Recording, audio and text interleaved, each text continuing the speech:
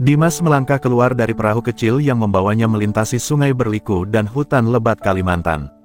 Setelah berjam-jam menembus hujan deras dan terpaan angin, akhirnya ia tiba di desa terpencil yang hanya terdengar dalam buku-buku yang pernah ia baca. Desa ini begitu sunyi, seakan seluruh alam bernafas dalam hening.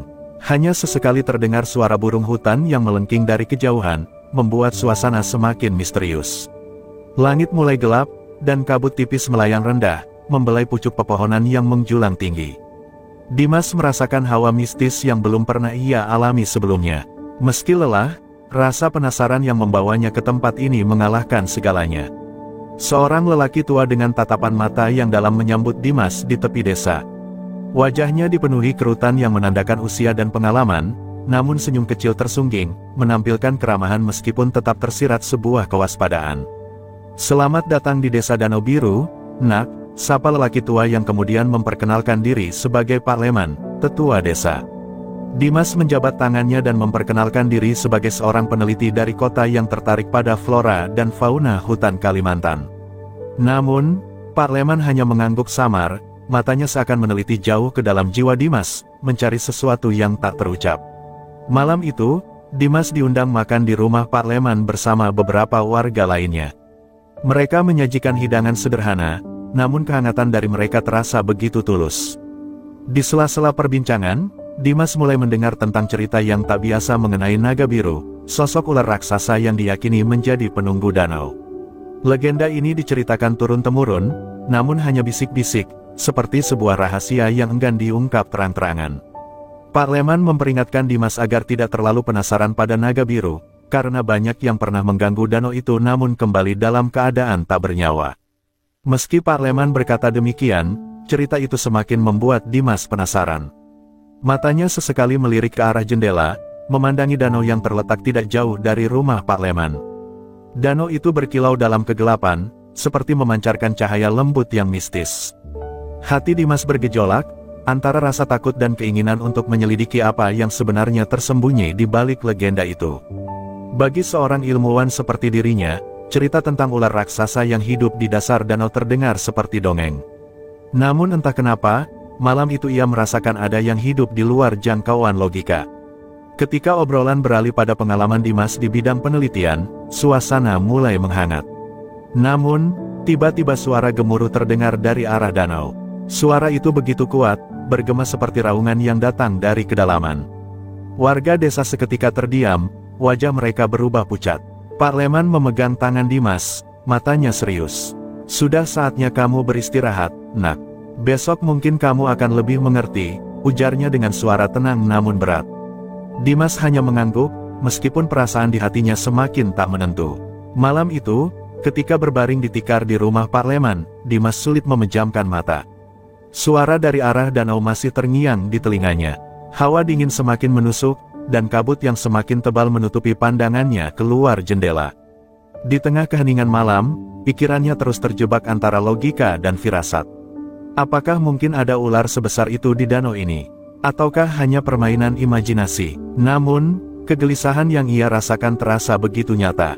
Di luar dugaan, ia seakan merasakan tatapan tak kasat mata yang mengawasinya dari arah danau.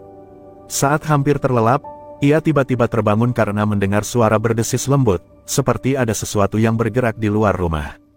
Dimas membuka mata perlahan, detak jantungnya semakin cepat. Ia menajamkan pendengarannya, berusaha memastikan apa yang baru saja didengarnya. Namun, suasana kembali hening. Ia mencoba menenangkan dirinya, berpikir bahwa semua ini hanya akibat dari kelelahan dan imajinasi yang terpengaruh cerita naga biru. Meski begitu, perasaan bahwa ada yang mengintai membuatnya tak bisa tenang.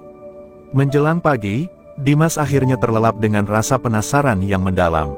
Sementara itu, Pak Leman duduk di depan rumah, matanya menatap ke arah danau. Ia menggumam pelan, seperti berbicara pada seseorang yang tak terlihat. "Semoga kau tidak terganggu, penunggu danau. Dia hanya seorang tamu yang ingin tahu." Pak Leman menutup matanya dan berdoa, berharap agar Dimas tidak mengusik kedamaian yang selama ini dijaga rapat-rapat oleh penduduk desa. Pagi pertama Dimas di desa Danau Biru disambut dengan keheningan yang tak biasa. Sinar matahari menembus kabut pagi, menciptakan pantulan di permukaan danau yang tampak berkilauan seperti cermin. Namun, Ada sesuatu yang aneh tentang keindahan ini, sesuatu yang membuat Dimas merasakan ketegangan halus, seakan ada rahasia yang tersembunyi di balik ketenangan danau. Ketika ia melangkah keluar, beberapa warga desa terlihat melakukan ritual kecil di tepi danau, memegang sesajen dan komat kamit melafalkan doa. Pak Leman yang melihat Dimas hanya mengangguk tipis, namun tatapannya dalam, seolah meminta Dimas untuk tetap tenang. Usai mengamati ritual itu, Dimas mencoba mencari tahu lebih jauh tentang naga biru. Ia bertanya kepada beberapa warga, namun kebanyakan dari mereka enggan menjawab, hanya memberikan jawaban singkat dan buru-buru mengalihkan pandangan. Rasa penasaran Dimas semakin dalam ketika ia mendengar kabar dari seorang pemuda desa bahwa beberapa orang dari desa pernah hilang tanpa jejak saat mencoba menyeberangi danau di malam hari. Konon, mereka dianggap telah diambil oleh naga biru sebagai peringatan agar tidak mengusik tempat keramat itu. Dimas berusaha untuk berpikir logis, namun ada dorongan kuat di dalam dirinya untuk membuktikan kebenaran dari semua cerita ini. Saat siang menjelang, Dimas memutuskan untuk mengelilingi tepi danau dan mencatat segala hal yang menarik perhatian. Ia meneliti flora dan fauna yang tumbuh di sekitar danau, memperhatikan ekosistem yang terlihat berbeda dari yang pernah ia pelajari sebelumnya. Namun, semakin lama ia berada di sana, ia merasakan sesuatu yang ganjil, seolah-olah ada mata tak terlihat yang mengawasinya. Angin berhembus, danau yang tadi tenang tiba-tiba bergelombang halus, membentuk pusaran kecil di satu titik. Dimas merinding, ia tidak dapat menemukan penjelasan logis atas perasaan yang menakutkan ini. Di tengah rasa tak menentu itu, Pak Leman datang menghampirinya. "Sudah cukup untuk hari ini, Nak," ujarnya lembut namun tegas. "Kau harus belajar mendengarkan alam, bukan hanya menelitinya. Danau ini bukan sekadar air dan tanah, dia punya jiwa." Dimas tertunduk. Ucapan Pak Leman menggema dalam pikirannya, mengajaknya berpikir di luar batas-batas logika ilmiah yang selama ini ia percayai.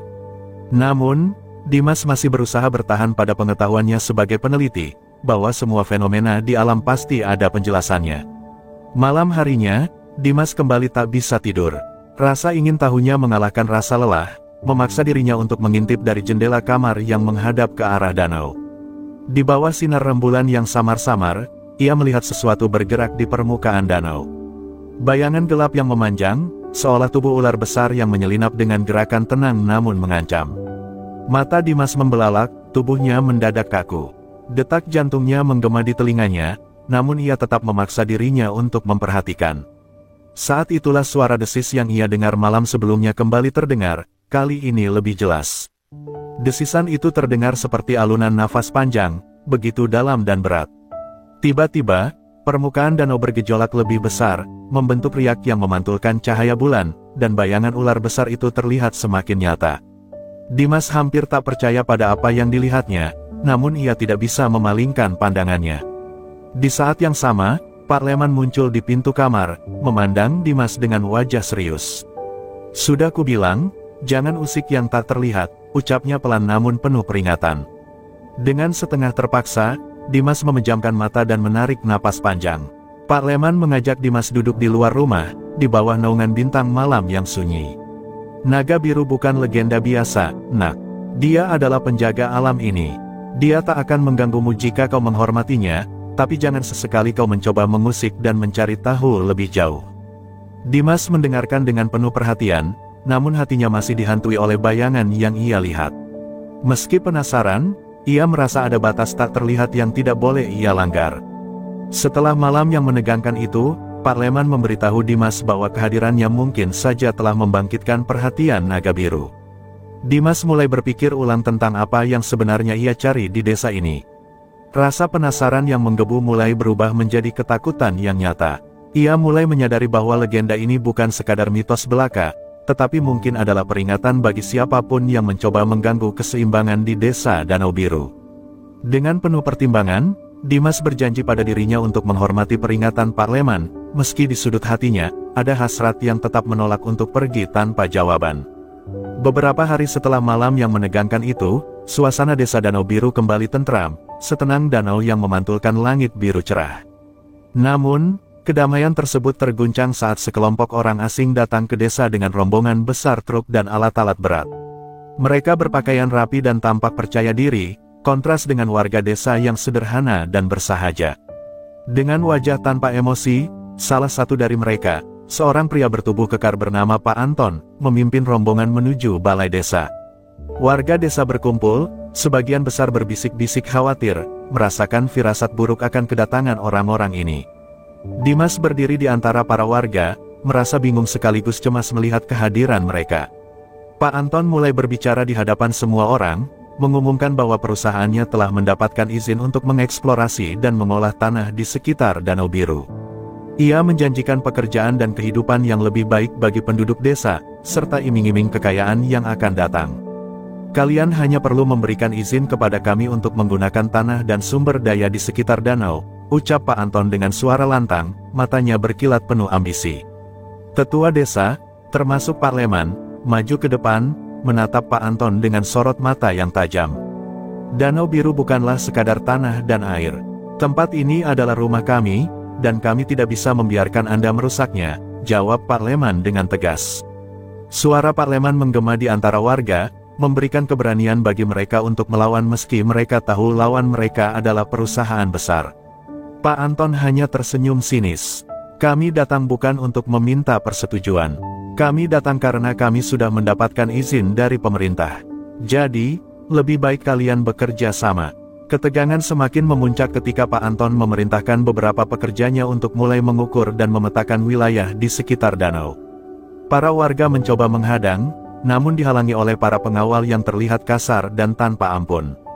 Dimas, yang menyaksikan semua ini, merasa marah sekaligus tidak berdaya. Meski ia adalah orang luar, ia merasa terikat dengan desa ini setelah mengalami sendiri misteri dan keindahan alamnya. Terlebih lagi, ia merasa ada sesuatu yang sangat berharga yang harus dilindungi dari keserakahan manusia.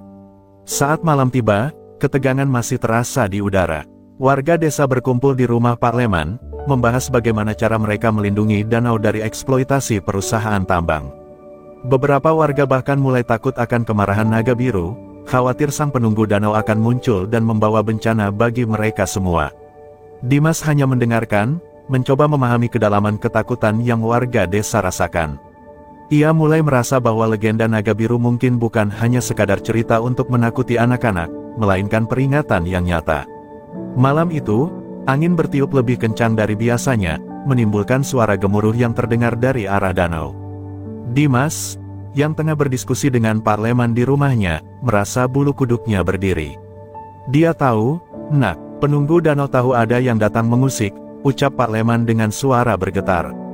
Dimas hanya bisa terdiam, merasakan ketakutan yang tak dapat ia jelaskan. Ia mulai menyadari bahwa kehadiran perusahaan ini bukan hanya mengancam lingkungan, tetapi juga keseimbangan mistis yang ada di desa ini. Keesokan harinya, alat-alat berat mulai berdatangan dan memecah kesunyian desa. Para pekerja tambang mulai menggali dan merusak tanah sekitar danau. Suara mesin yang bising merusak kedamaian yang selama ini dilindungi. Namun, saat siang menjelang, badai mendadak datang tanpa peringatan.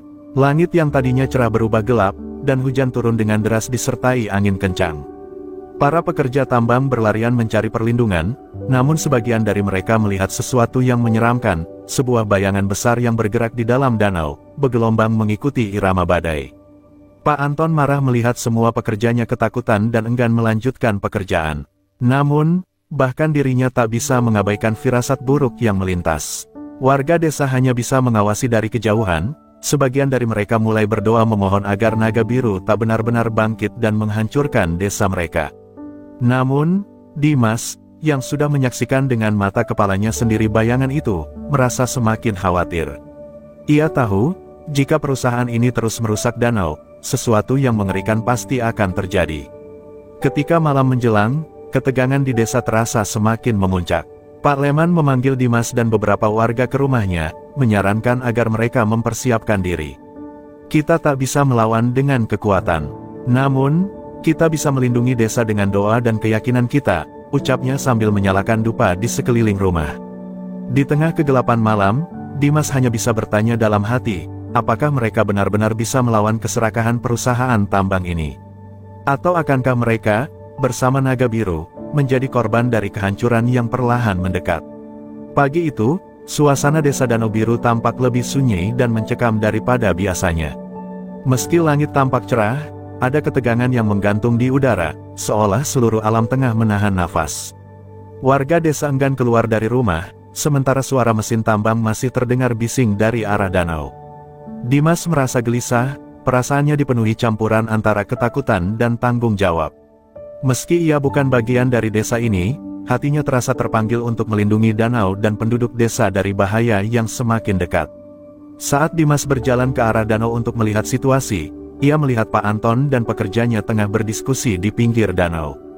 Ternyata, para pekerja tambang mulai merasakan hal-hal aneh sejak badai kemarin. Beberapa dari mereka bahkan mengaku melihat bayangan besar di dalam danau, membuat sebagian pekerja menolak untuk melanjutkan pekerjaan. Namun, Pak Anton dengan penuh kemarahan memaksa mereka untuk tetap bekerja. Baginya, semua cerita tentang naga biru hanyalah mitos yang sengaja diciptakan warga desa untuk menghalangi proyek tambangnya. Namun, baru saja mesin-mesin itu kembali dinyalakan, tiba-tiba permukaan danau yang tenang bergejolak hebat. Suara gemuruh terdengar, seolah danau itu hidup dan marah. Para pekerja yang berada di sekitar danau panik, beberapa dari mereka berteriak ketakutan saat melihat gelembung besar bermunculan dari dasar danau. Dimas, yang berdiri tak jauh dari situ, merasakan detak jantungnya semakin cepat. Sekilas ia melihat sosok hitam panjang melintasi dasar danau, membentuk bayangan besar yang membuat bulu kuduknya meremang. Pak Leman yang juga berada di tepi danau tiba-tiba berteriak, "Sudah cukup. Pergilah dari sini, danau ini bukan milik kalian." Namun, Pak Anton dengan angkuhnya hanya tertawa, menganggap semua itu sebagai sandiwara belaka. "Ini adalah tambang yang sah. Aku berhak melakukan apapun di sini," teriaknya balik dengan suara penuh kesombongan. Namun, tawa itu tak bertahan lama, karena tiba-tiba air danau membentuk pusaran besar, seakan hendak menelan seluruh permukaan. Di tengah pusaran itu, muncul bayangan besar yang perlahan semakin nyata. Warga desa dan para pekerja hanya bisa terpaku, menyaksikan dengan ketakutan dan ketidakpercayaan. Sesosok kepala ular raksasa muncul di tengah danau, kulitnya bersisik dengan kilauan biru kehijauan yang menyerupai permukaan danau.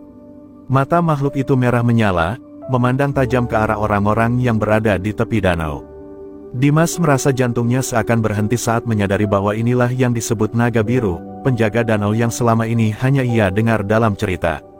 Pak Anton mundur dengan wajah pucat pasi, namun belum sempat ia memberi perintah kepada para pekerjanya, makhluk itu mengeluarkan suara desisan yang memekakkan telinga, membuat seluruh hutan bergetar. Angin bertiup kencang, dan ombak besar menghantam tepi danau, membuat beberapa pekerja berlarian ketakutan. Pak Leman dan warga desa segera menundukkan kepala mereka, berdoa agar sang penunggu danau tak meluapkan kemarahannya lebih jauh. Namun, Dimas hanya bisa berdiri terpaku, matanya terpaku pada sosok mengerikan di tengah danau itu.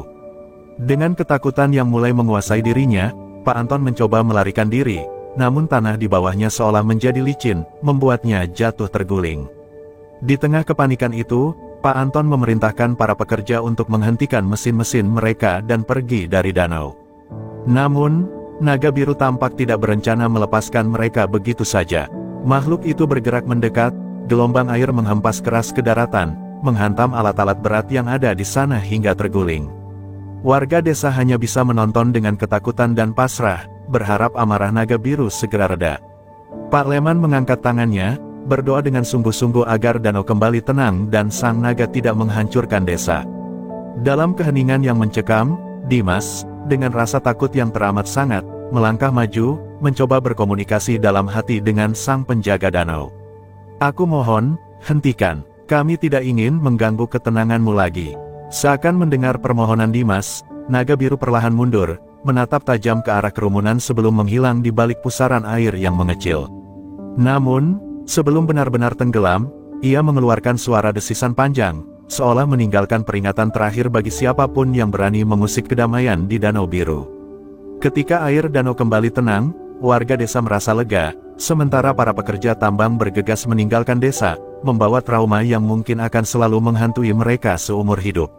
Setelah peristiwa yang mengerikan di tepi Danau Biru, ketenangan sempat kembali menyelimuti desa. Warga merasa lega ketika para pekerja tambang dan Pak Anton pergi, namun mereka juga tahu ancaman itu belum sepenuhnya hilang. Dimas memutuskan untuk tinggal lebih lama di desa, merasa bahwa perannya belum selesai.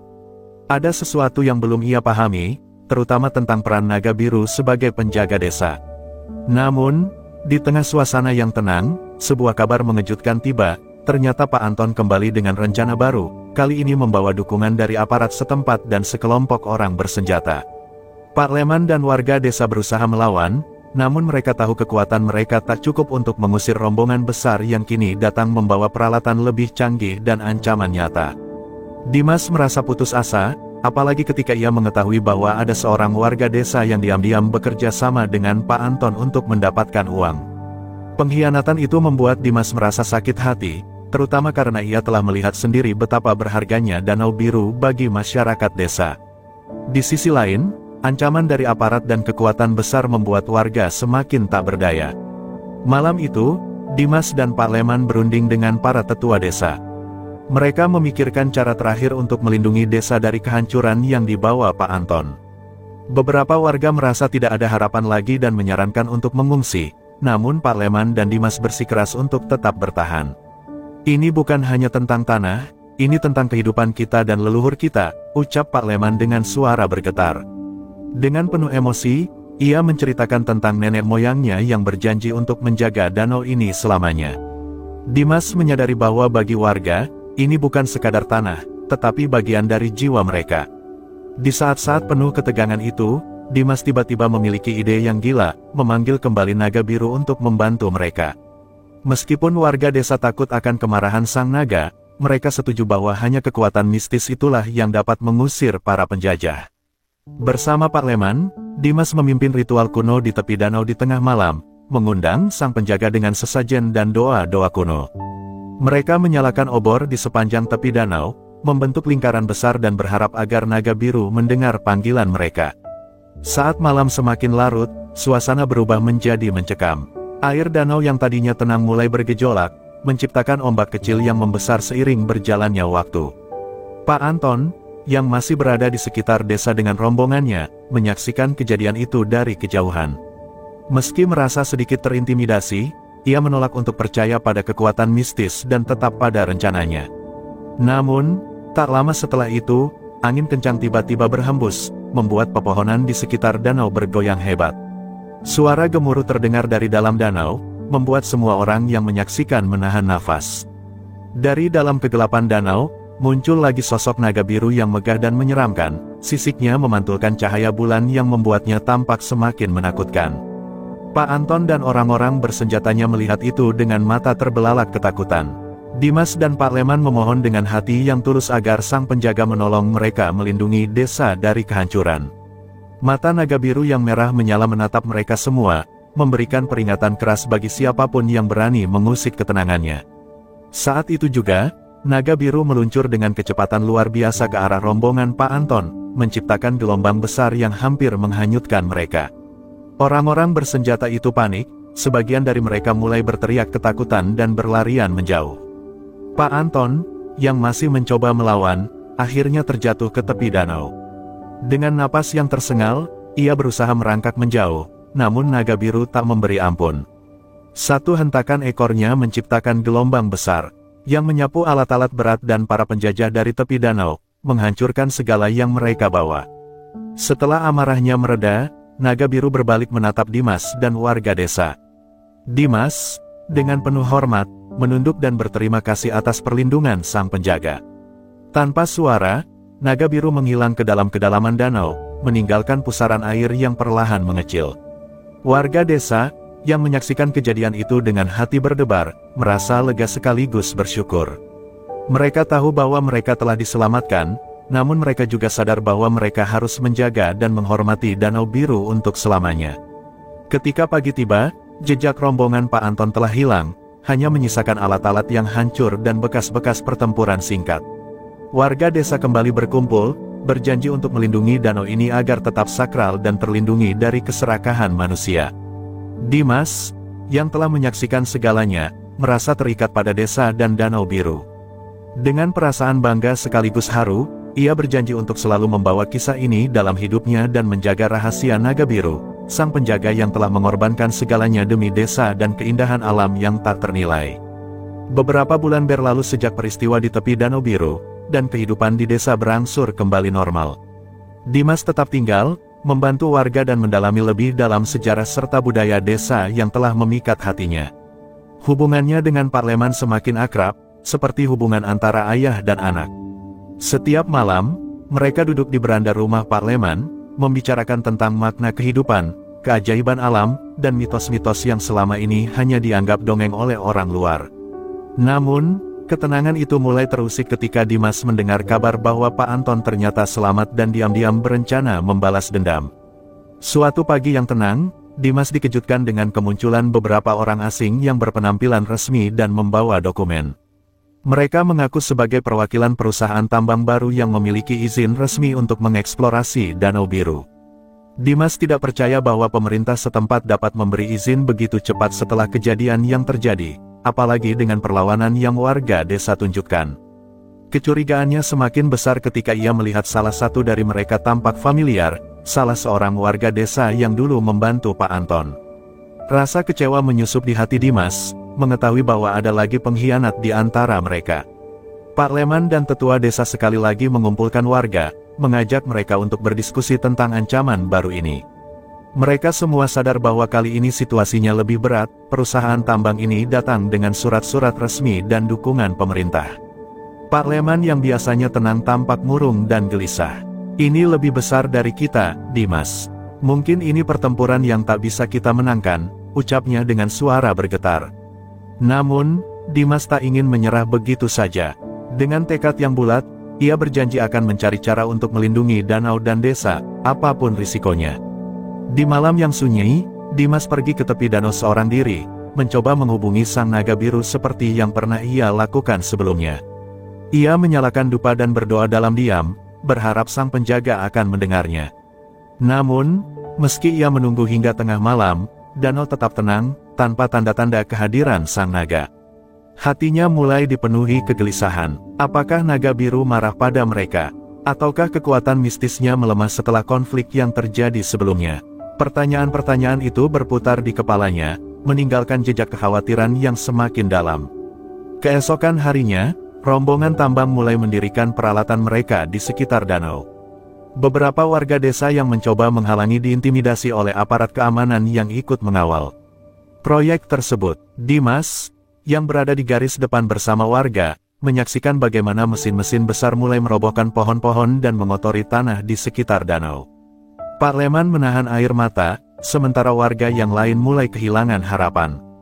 Meskipun mereka melawan dengan segala cara, mereka tahu bahwa kekuatan mereka terbatas dibandingkan dengan kekuatan perusahaan yang memiliki dukungan resmi. Dalam keputusasaan itu, Pak Leman mengumpulkan seluruh warga di balai desa dan menceritakan sebuah kisah lama yang belum pernah mereka dengar. Ada legenda, katanya, suaranya berat, bahwa kekuatan naga biru tidak hanya berasal dari danau, tetapi juga dari orang-orang yang menjaga dan menghormatinya. Ia menjelaskan bahwa jika warga desa dan danau tidak lagi bersatu dalam keyakinan, kekuatan sang naga akan melemah. Dimas mendengarkan dengan seksama, merasa bahwa ini adalah kunci untuk menyelamatkan desa. Ia menyarankan agar semua warga berdoa dan melakukan ritual besar bersama di tepi danau, mengingatkan kembali ikatan mereka dengan alam dan naga biru. Dengan segala upaya yang tersisa, warga desa melakukan ritual besar di tepi danau pada malam harinya, dipimpin oleh Pak Leman dan Dimas. Mereka membawa persembahan, bunga, dan dupa, membentuk lingkaran besar di sekitar danau sambil berdoa dengan penuh keyakinan. Suara mereka bergaung dalam kegelapan malam, menembus kesunyian, seolah memanggil kekuatan yang tertidur. Tiba-tiba, dari dalam danau, muncul kilauan cahaya yang perlahan membesar. Gelembung-gelembung muncul di permukaan air, tanda bahwa doa mereka mungkin telah didengar. Ketika cahaya itu semakin terang, Dimas merasa kehadiran sang naga biru kembali, meskipun samar-samar. Namun, ia juga merasakan bahwa sang naga lemah, seakan kekuatannya tergerus oleh pengkhianatan yang terus terjadi di antara warga desa sendiri. Dimas memohon dalam hati, meminta kekuatan sang penjaga untuk sekali lagi melindungi mereka. Kau telah menjaga kami selama ini. Kini kami berjanji, tak akan ada lagi pengkhianatan, bisiknya penuh haru. Naga biru mengeluarkan desisan pelan, seakan menandakan bahwa ia mendengar, meski kekuatannya tak lagi sebesar dulu. Saat ritual selesai, warga kembali ke desa dengan harapan baru, meski mereka sadar bahwa perjuangan mereka belum selesai. Mereka bersumpah untuk bersatu dan mengusir siapapun yang berani mengusik ketenangan desa ini. Dimas pun merasa lebih yakin bahwa selama mereka tetap setia pada kepercayaan dan komitmen mereka, Sang Naga Biru akan selalu ada di sisi mereka, melindungi desa dari segala ancaman. Namun, di balik semangat yang baru muncul, Dimas tahu bahwa ancaman belum benar-benar hilang, dan bahwa pengorbanan besar mungkin masih harus dilakukan untuk menjaga desa dari kehancuran yang lebih dalam. Pagi itu, desa kembali dikejutkan oleh deru mesin berat yang menggema dari tepi Danau Biru. Sekali lagi, perusahaan tambang yang dipimpin Pak Anton, kini dengan lebih banyak tenaga dan perlindungan dari aparat, mulai bekerja tanpa rasa takut.